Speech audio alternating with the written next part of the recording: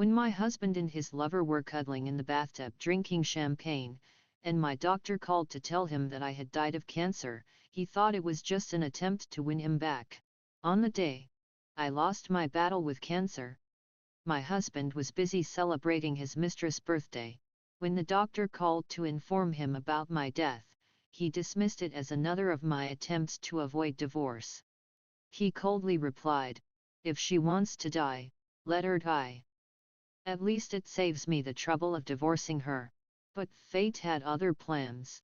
A documentary about my fight against cancer unexpectedly went viral, and news of my death spread across the internet.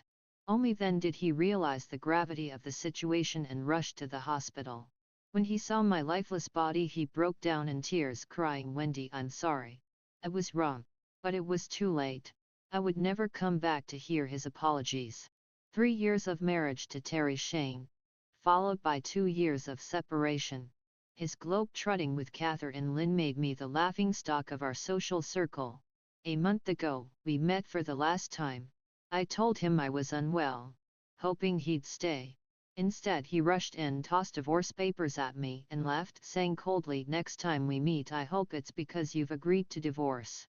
Now, I'm in a hospital bed, cancer eating away at me.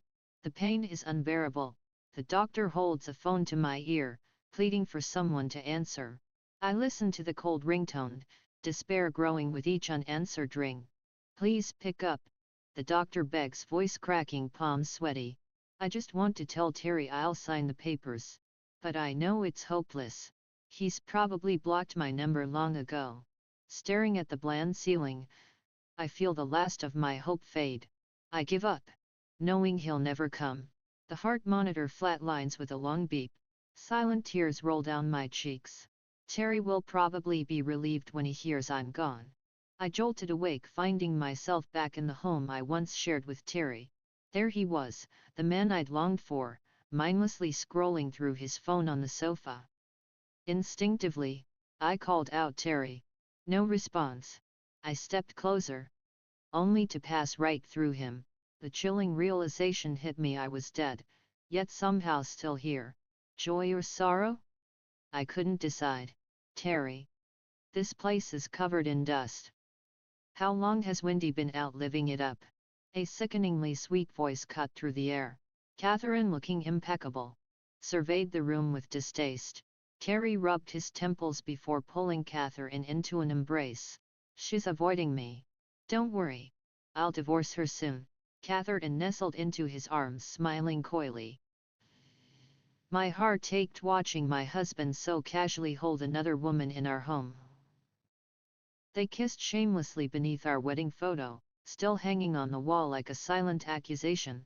I wanted to flee but found myself tethered to Terry, despair growing with each moment. As they fell onto the sofa, entangled, Terry whispered, "Happy birthday, Catherine." So, that was it.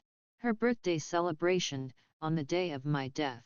Terry and I grew up together, with Catherine as our neighbor's little girl.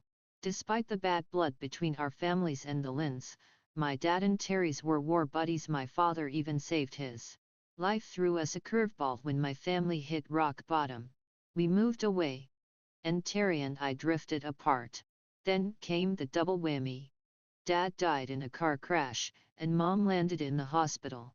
Desperate times called for desperate measures, so I ended up with the Shanes. Terry's mom played matchmaker, and before I knew it I became Mrs. Shane. For a while, we were blissfully happy.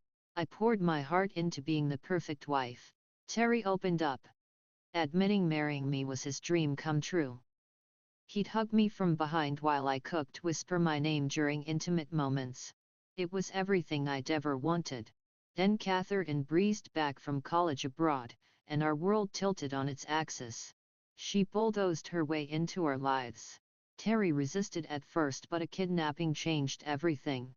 When the kidnappers used both Catherine and me as leverage, my terror was a stark contrast to her cool bravery.